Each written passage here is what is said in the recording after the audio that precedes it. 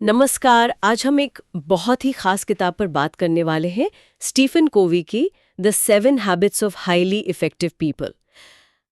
इसने सच में लाखों लोगों की जिंदगी बदली है। हाँ बिल्कुल। और आज हम ये समझने की कोशिश करेंगे कि कुछ लोग वो जीवन के हर पहलू में इतने असरदार, इतने कामयाब कैसे हो जाते हैं। मतलब काम हो, परिवार हो, कुछ भी। सही कहा। और इसके लिए हम ना इस किताब के एक सार संग्रह को देख रहे हैं, जिसमें कोवी के जो मूल विचार हैं, उनकी कहानियां, उदाहरण, वो सब हैं। हाँ, और हमारा मकसद साफ है, उन 7 आदतों को गहराई से समझना। कोवी ने सिर्फ तकनीक नहीं मानते थे, बल्कि सफलता और एक तरह की संतुष्टि के बुनियादी सिद्धांत मानते थे। बिल्कुल। अक्सर हम सोचते हैं ना कुछ लोगों को देखकर कि यार ये हमेशा सही वक्त पे सही काम कैसे कर लेते हैं, इनके रिश्ते इतने अच्छे कैसे चलते हैं, क्या ये सिर्फ किस्मत है? और कोवी कहते हैं नहीं, ये किस्मत नहीं है, ये सीखी जा सकने वाली आदतें हैं। अच्छा, तो मतलब सीखा जा सकता है। तो चलिए फिर इन आदतों की दुनिया में थोड़ा उतरते हैं, देखते हैं क्या है इनमें। शुरू करें। जरूर। पहली आदत है सक्रिय बने, बी प्रोएक्टिव। सक्रिय बनना सुनने में तो लगता है हाँ एक्टिव रहो, पर इसका मतलब क्या सिर्फ बिजी रहना है? नहीं नहीं, व्यस्त रहना बिल्कुल नहीं। कोवी का कहना है कि हम इंसान हैं, जानवर नहीं। हमारे पास ना कोई घटना होती है, स्टिमुलस, और हम उस पर जो प्रतिक्रिया देते हैं, रिस्पॉन्स, उसके बीच में चुनने की एक शक्ति है, एक स्पेस है। चुनने की शक्ति। हाँ। प्रतिक्रियाशील मतलब जो रिएक्टिव लोग होते हैं वो इस शक्ति का इस्तेमाल नहीं करते। उनका मूड, उनका बर्ताव वो बाहरी चीजों पर टिका होता है। जैसे? जैसे मौसम अच्छा है तो मूड अच्छा, किसी ने कुछ कह दिया तो बस गुस्सा आ गया, ट्रैफिक जैम है तो चिढ़ गए। वो एक तरह से हालात के गुलाम हो जाते हैं। अच्छा, तो फिर सक्रिय व्यक्ति कौन हुआ, जो इन चीजों को खुद पर हावी नहीं होने देता? बिल्कुल, सक्रिय व्यक्ति अपने मूल्यों, अपने प्रिंसिपल्स के हिसाब से जीता है।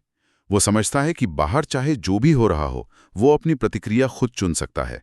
शांत रहना है या गुस्सा करना है, मदद करनी है या अनदेखा करना है। वो मौसम को या दूसरों को दोष नहीं देता, वो जिम्मेदारी लेता है। ये एक बहुत बड़ा माइंडसेट शिफ्ट है। मतलब विक्टिम बनने की सोच से निकलकर अपनी लाइफ का ड्राइवर बनना। किताब में शायद इसका कोई उदाहरण भी था ना, किसी ऐसे व्यक्ति का जो बहुत जल्दी गुस्सा हो जाता था। हाँ हाँ, कोवी एक आदमी का जिक्र करते हैं जो छोटी छोटी बातों पर भड़क जाता था। उसे लगता था दुनिया मेरे पीछे पड़ी है। जब उसने ये प्रोएक्टिव होने का सिद्धांत समझा और प्रैक्टिस शुरू की, तो उसे एहसास हुआ कि अरे, गुस्सा करना या शांत रहना, नाराज होना या माफ करना, ये तो मेरा चुनाव है। अच्छा। बाहरी घटना तो सिर्फ एक ट्रिगर है, असली बटन तो मेरे हाथ में है। और कहते हैं इस समझ ने उसकी पूरी जिंदगी बदल दी। नहीं है, बल्कि हमारे अपने चुनाव का नतीजा है। हाँ। इसको रोज की जिंदगी में कैसे लाएं? कोई छोटा तरीका? एक छोटा कदम हो सकता है अपनी भाषा पर ध्यान देना। जो रिएक्टिव लोग होते हैं ना, वो अक्सर कहते हैं मुझे ये करना पड़ रहा है, या उसने मुझे गुस्सा दिला दिया, या मैं क्या कर सकता हूँ। हाँ, कहते हैं लोग।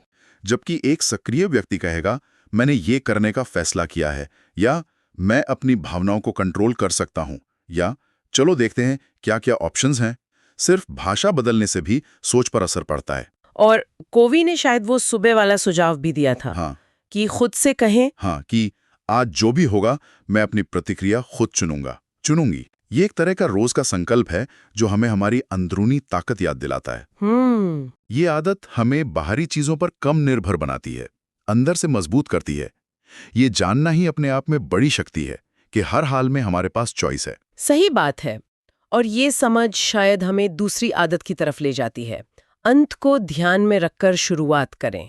Begin with the and in mind. इसका क्या मतलब है कि कोई भी काम शुरू करने से पहले सोचें कि पहुंचना कहाँ है। बिल्कुल। और ये सिर्फ गोल सेटिंग जैसा नहीं है, ये उससे ज्यादा गहरा है।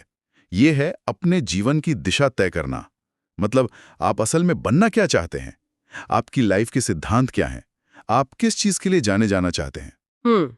जब तक ये साफ नहीं होगा, तब तक आप कितनी भी तेजी से दौड़ें, हो सकता है गलत दिशा में भाग रहे हों। कवि का वो अंतिम यात्रा वाला अभ्यास, वो तो सच में हिला देता है। हाँ, वो बहुत पावरफुल है। कल्पना करें कि आप अपनी अंतिम यात्रा में हैं और लोग आपके बारे में बात कर रहे हैं, आपके घर वाले, दोस्त, साथ काम करने वाले। आप क्या सुनना चाहेंगे उनके मुंह से? क्या सुनना चाहेंगे? दोस्त थे, एक ईमानदार इंसान थे। मतलब आप क्या विरासत छोड़ना चाहते हैं? ये सवाल तो सच में सोचने पर मजबूर करता है कि असल में क्या मायने रखता है। और यही इस आदत का सार है। ये हमें तय करने में मदद करती है कि हमारे लिए जीत का असली मतलब क्या है। ये एक तरह की पर्सनल लीडरशिप है।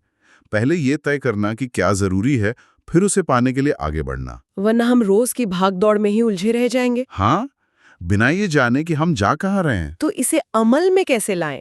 क्या वो मिशन स्टेटमेंट लिखने की बात जो होती है? हाँ, एक पर्सनल मिशन स्टेटमेंट लिखना बहुत मददगार हो सकता है। ये एक तरह का आपका पर्सनल संविधान है। आपके मूल्य, आपके लक्ष्य, आप कैसा इंसान बनना चाहते हैं, ये मुश्किल फैसलों में गाइड करता है। अच्छा। लेकिन छोटे लेवल पर भी, हर बड़े काम या प्रोजेक्ट से पहले बस एक पल रुककर खुद से पूछना, मैं ये क्यों कर रहा हूँ? क्या ये मेरे बड़े लक्ष्यों से जुड़ता है? ये भी बहुत फर्क डाल सकता है। ये क्लैरिटी जरूरी है। और ये क्लैरिटी हमें फिर जरूरी कामों पर फोकस करने में मदद करती है, जो हमें तीसरी आदत पर लाती है। जरूरी काम पहले करें। Put first things first. ये दूसरी आदत का प्रैक्टिकल स्टेप लगता है ना? एकदम। अगर दूसरी आदत थी मानसिक रचना, मतलब दिमाग में लक्ष्य बनाना, तो ये तीसरी आदत है भौतिक रचना, मतलब उसे असलियत में बदलना। और ये सिर्फ टाइम मैनेजमेंट नहीं है। नहीं, ये लाइफ मैनेजमेंट है।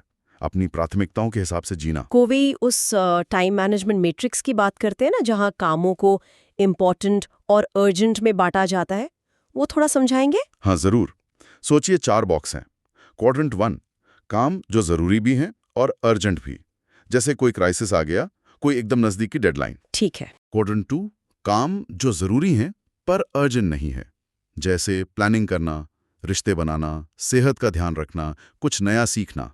क्वाड्रेंट 3, काम जो अर्जेंट लगते हैं पर जरूरी नहीं है, जैसे कई तरह की रुकावटें, कुछ फोन कॉल्स, बहुत सारी ईमेल्स, गैर जरूरी मीटिंग्स। हाँ, ये तो बहुत होता है। और क्वाड्रेंट 4, वो काम जो न जरूरी हैं न अर्जेंट, मतलब टाइम पास, समय बर्बाद करने वाली चीजें। तो ज्यादातर लोग कहाँ फंसे रहते हैं? ज्यादातर लोग क्वाड्रेंट 1 और 3 में फंसे रहते हैं। या तो हमेशा आग बुझाने में लगे रहते हैं, क्वाड्रेंट 1, या फिर उन कामों में उलझे रहते हैं जो चिल्लाते तो बहुत हैं, अर्जेंट लगते हैं, पर असल में उतने जरूरी नहीं होते, क्वाड्रेंट 3। अच्छा। जबकि जो प्रभावी लोग होते हैं, वो ज्यादा से ज्यादा वक्त क्वाड्रेंट 2 में बिताने की कोशिश करते हैं। जो जरूरी है पर अर्जेंट नहीं। हाँ, क्योंकि लंबे समय में यही काम सबसे ज्यादा मायने रखते हैं। यही हमें हमारे लक्ष्यों तक ले जाते हैं और भविष्य के संकटों को रोकते भी हैं। लेकिन क्वाड्रेंट 2 के काम करना मुश्किल होता है, क्योंकि वो अर्जेंट नहीं लगते ना। उन पे कोई बाहरी दबाव नहीं होता, जैसे रोज एक्सरसाइज करना या कोई नई स्किल सीखना। सही कहा। इसीलिए तो पहली 2 आदतें इतनी जरूरी हैं। प्रोएक्टिव होना, आदत 1, और अंत को ध्यान में रखना, आदत 2। तभी हम समझ पाते हैं कि सच में जरूरी क्या है और फिर उसे करने के लिए अनुशासन ला पाते हैं। और इसके लिए एक और चीज बहुत जरूरी है, ना कहना सीखना। ना कहना। हाँ, उन कामों को ना कहना जो शायद अर्जेंट लगें पर आपकी प्राथमिकताओं से मेल नहीं खाते। कोवी का वो वाक्य बहुत दमदार है, नहीं एक पूरा वाक्य है। वाह, मतलब विनम्रता से लेकिन मजबूती से ना कहना। ये तो काफी हिम्मत का काम है। खासकर हमारे यहाँ तो ना कहना बहुत मुश्किल माना जाता है। लगता है कि सामने वाला बुरा मान जाएगा। मुश्किल है, मैं मानता हूं, पर जरूरी है। अगर आप हर चीज को हाँ कहते रहेंगे तो आपकी ऊर्जा उन चीजों पर बिखर जाएगी जो आपके लिए शायद उतनी जरूरी नहीं है। तो इसका कोई तरीका है? एक तरीका है साप्ताहिक योजना बनाना। हर हफ्ते बस 15-20 मिनट निकालकर सोचें कि आने वाले हफ्ते में आपकी सबसे बड़ी प्राथमिकताएं क्या हैं। मतलब वो 2-3 सबसे जरूरी काम जिन्हें कोवी बिग रॉक्स कहते हैं। बिग रॉक्स, बड़े पत्थर। हाँ, फिर अपने शेड्यूल में सबसे पहले उनके लिए टाइम ब्लॉक करें। बाकी छोटी मोटी चीजें, वो कंकड़ पत्थर रेत की तरह उनके आसपास अपने आप फिट हो जाएंगे। ये अच्छा तरीका है।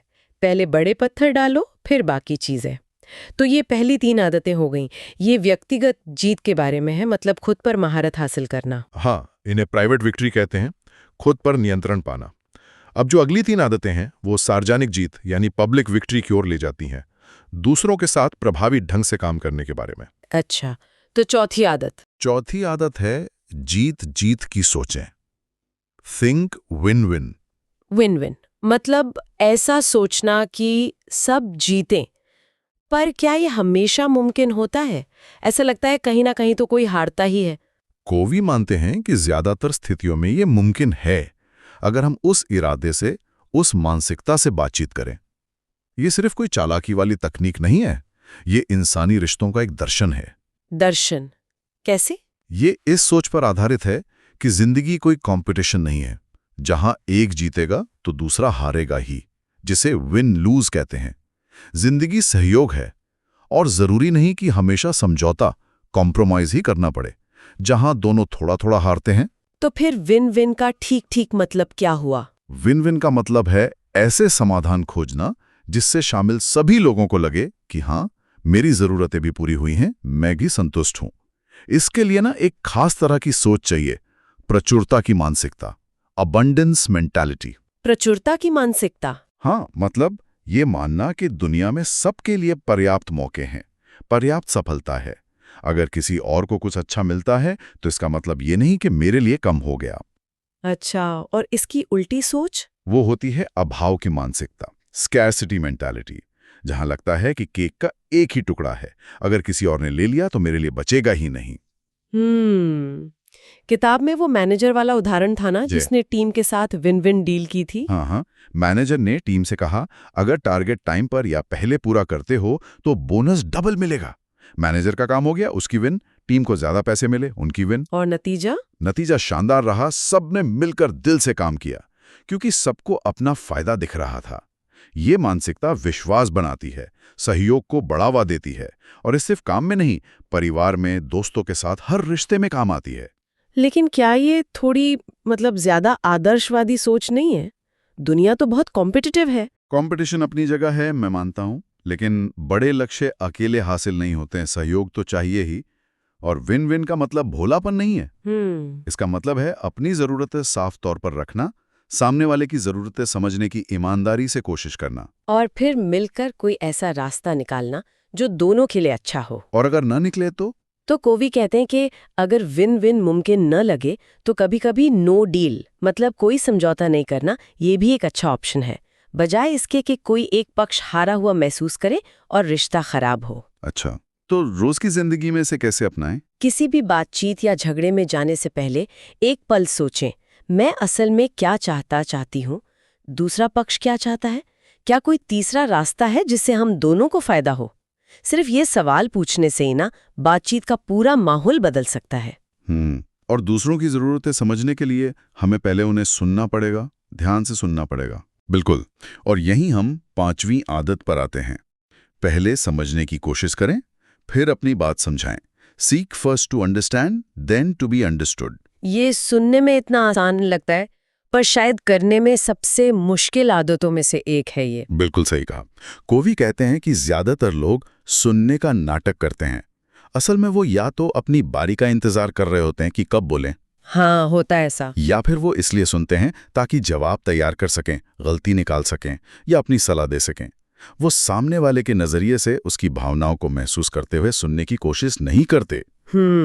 इसी को कोवी सहानुभूतिपूर्ण श्रवण यानी एम्पैथिक लिसनिंग कहते हैं। वो पिता और बेटे वाली कहानी याद है किताब में?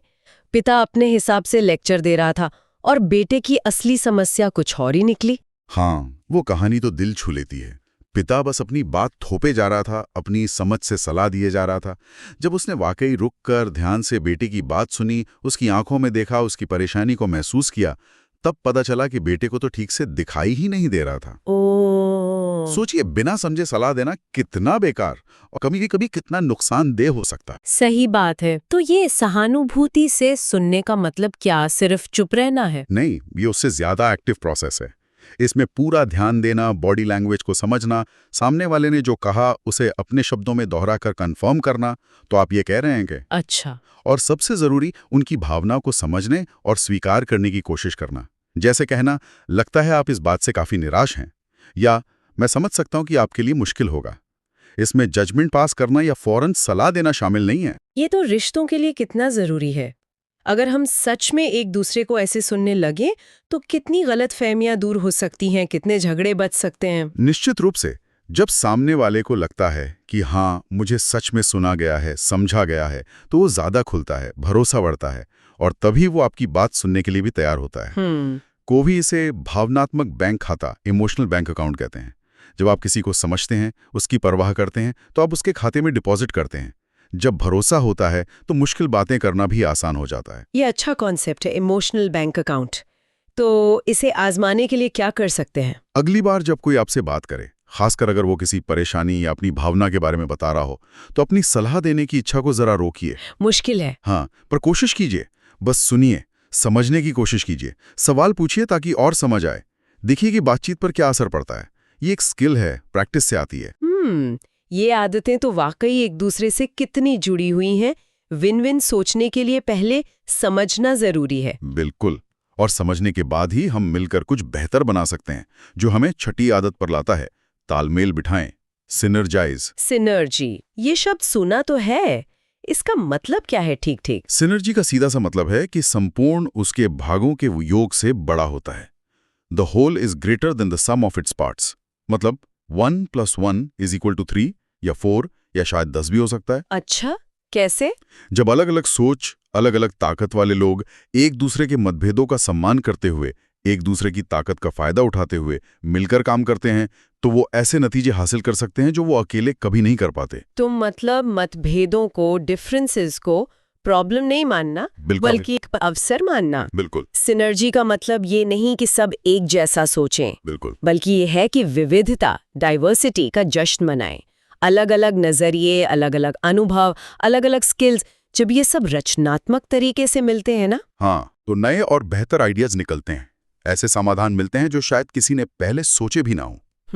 सोचिए, एक टीम है, कोई बहुत क्रिएटिव है, कोई बहुत लॉजिकल, कोई बहुत प्रैक्टिकल।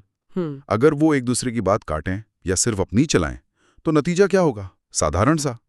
लेकिन अगर वो एक दूसरे की सुने, आदत 5, उनका एक साझा लक्ष्य हो, आदत 2, और वो विन विन सोचें, आदत 4, तो वो मिलकर कुछ कमाल का बना सकते हैं। तो सिनर्जी के लिए जरूरी है कि माहौल ऐसा हो जहाँ लोग सेफ महसूस करें, अपने आइडियाज खुलकर रख सकें, बिना डरे। हाँ, इसके लिए बहुत जरूरी है कि टीम में उच्च विश्वास, हाई ट्रस्ट हो, और उच्च सहयोग, हाई कोऑपरेशन हो। लोगों को अपना अहंकार, अपना ईगो पीछे रखना पड़ता है। खुले दिमाग से दूसरों के विचारों को सुनना पड़ता है, भले ही वो हमारे विचारों से एकदम अलग क्यों ना हो। ये मानना पड़ता है कि हो सकता है दूसरा व्यक्ति कुछ ऐसा देख रहा हो जो हम नहीं देख पा रहे। ये है क्रिएटिव कोऑपरेशन। ये आदतें तो वाकई बहुत प्रभावशाली हैं, लेकिन इन्हें लगातार बनाए रखने के लिए एनर्जी भी तो चाहिए, क्षमता भी चाहिए। यहीं पे शायद 7वीं आदत आती है। सही पकड़ा आपने। 7वीं आदत है, आरी को तेज करें, शार्पन द सॉ। और ये आदत बाकी सभी 6 आदतों को मुमकिन बनाती है, उन्हें सस्टेनेबल रखती है। आरी को तेज करें मतलब? इसका मतलब है अपने सबसे जरूरी औजार यानी कि खुद को लगातार नया करते रहना, रिन्यू करते रहना। वो लकड़हारे वाली कहानी याद आ गई, जो पेड़ काटने में लगा था पर आरी तेज करने के लिए रुकना नहीं चाहता था। हाँ, वही कहानी। हम अक्सर जिंदगी में वही लकड़हारा बन जाते हैं। हम बस काम काम काम करते रहते हैं, बिना रुके, बिना अपनी फिजिकल, मेंटल, इमोशनल और स्पिरिचुअल एनर्जी को रिचार्ज किए। हमें लगता है हम बहुत मेहनत कर रहे हैं, पर असल में हमारी इफेक्टिवनेस, हमारी धार कम होती जाती है, आरी कुंद हो जाती है। कोवी इसे 4 डायमेंशंस में देखते हैं, है ना? शरीर, मन, हृदय और आत्मा। हाँ, शारीरिक आयाम मतलब व्यायाम करना, अच्छा खाना, भरपूर नींद लेना, आराम करना। ठीक है। मानसिक आयाम मतलब पढ़ना, लिखना, कुछ नया सीखना, योजना बनाना, अपने दिमाग को तेज रखना। तीसरा है सामाजिक भावनात्मक आयाम, मतलब दूसरों के साथ अच्छे गहरे रिश्ते बनाना, उनकी सेवा करना, सहानुभूति दिखाना, जो आदत 5 से जुड़ता है। और चौथा है आध्यात्मिक आयाम, मतलब अपने मूल्यों पर सोचना, प्रकृति से जुड़ना, मेडिटेशन करना, संगीत सुनना, कला का आनंद लेना, मतलब वो कुछ भी जो आपको अंदर से शांति दे, प्रेरणा दे। आजकल की जो भागदौड़ वाली जिंदगी है, उसमें इन सब चीजों के लिए टाइम निकालना कितना मुश्किल लगता है। ऐसा लगता है जैसे ये कोई लग्जरी हो जो सिर्फ फ्री लोगों के लिए है। यही हम सबसे बड़ी गलती करते हैं। ये लग्जरी नहीं है, ये जरूरत है। ये इन्वेस्टमेंट है अपने आप में। जैसे आप अपनी गाड़ी की सर्विसिंग कराते हैं ताकि वो ठीक चलती रहे, हाँ, वैसे ही हमें खुद की सर्विसिंग करनी पड़ती है। अगर हम ये नहीं करेंगे तो हम बर्न आउट हो जाएंगे, हमारी एनर्जी खत्म हो जाएगी, और फिर हम कोई भी आदत ठीक से नहीं अपना पाएंगे। वर्कहॉलिक होना कोई गर्व की बात नहीं है, ये धीरे धीरे खुद को खत्म करने जैसा हो सकता है। कोवी खुद भी तो इसके लिए वक्त निकालते थे ना अपनी रूटीन में। हाँ, वो बताते हैं कि वो नियमित रूप से खुद को रिन्यू करने के लिए समय निकालते थे, चाहे वो कितने भी बिजी क्यों ना हो। ये अनुशासन की बात है, ये समझना कि ये समय बर्बाद करना नहीं है, बल्कि अपनी क्षमता को बढ़ाना है, अपनी आरी को तेज करना है। तो इसके लिए क्या करना चाहिए? रोज थोड़ा थोड़ा करें या हफ्ते में एक बार? दोनों ही तरीके काम करते हैं। रोज थोड़ा समय निकालना, शायद सुबह या शाम को व्यायाम के लिए, कुछ पढ़ने के लिए या बस शांत बैठने के लिए। और साथ ही हफ्ते में कुछ घंटे या शायद एक दिन ऐसी एक्टिविटीज के लिए रखना जो आपको चारों आयामों में रिचार्ज करें। ये कुछ भी हो सकता है, परिवार के साथ खेलना, कहीं घूमने जाना, अपना कोई शौक पूरा करना, दोस्तों से मिलना या बस कुछ नहीं करना। जरूरी यह है कि ये नियमित हो। तो ये है वो 7 आदतें। एक बार फिर से दोहराएं। सक्रिय बनना, अंत को ध्यान में रखकर शुरू करना, जरूरी काम पहले करना, जीत जीत सोचना, पहले समझना फिर समझाना, तालमेल बिठाना और आरी को तेज करना। वाह! इन सब का निचोड़ क्या है फिर? मतलब सार क्या है इस पूरी किताब का? निचोड़ ये है कि सच्ची प्रभावशीलता, सच्ची इफेक्टिवनेस बाहर से नहीं आती, वो अंदर से आती है। ये शॉर्टकट या सिर्फ अच्छी टेक्निक्स का मामला नहीं है, ये चरित्र का, सिद्धांतों का मामला है। ये आदतें हमें सिखाती हैं कि सफलता टाइम मैनेज करने से ज्यादा खुद को मैनेज करने के बारे में है। Success is not about managing time, it's about managing yourself. ये बहुत बड़ी बात है। हाँ, और ये एक सफर है, निर्भरता से स्वतंत्रता तक और फिर उससे भी आगे परस्पर निर्भरता तक, जहां हम न सिर्फ खुद काबिल बनते हैं बल्कि दूसरों के साथ मिलकर और भी बड़े काम कर पाते हैं। ये आदतें सुनने में जितनी सीधी लगती है ना, इन्हें अपनाना उतना ही मुश्किल हो सकता है। ये कोई एक दिन में नहीं हो जाता। बिल्कुल नहीं, ये कोई जादू की छड़ी नहीं है कि घुमाई और सब ठीक हो गया। ये गहरे सिद्धांत हैं। जिम्मेदारी लेना, विजन रखना, ईमानदारी, आपसी सम्मान, समझना, सहयोग करना और खुद का ध्यान रखना। इन्हें जिंदगी में उतारने के लिए लगातार कोशिश करनी पड़ती है, रोज अभ्यास करना पड़ता है।